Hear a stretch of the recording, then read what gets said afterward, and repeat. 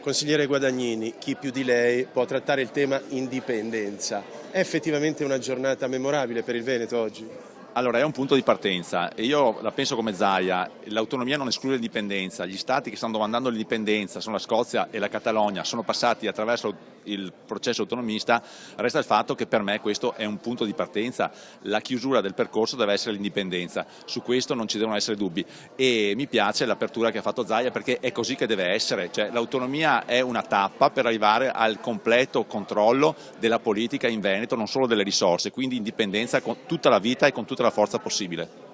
Che cosa però non la convince o non la soddisfa pienamente? No, beh, allora, è chiaro che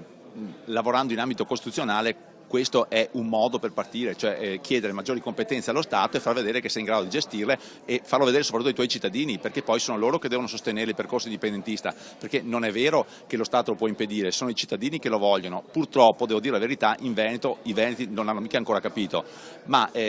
appunto è l'inizio di un percorso per cominciare a dialogare con il proprio popolo, per fargli capire che noi siamo perfettamente in grado, e abbiamo il diritto di esigerlo, di essere indipendenti.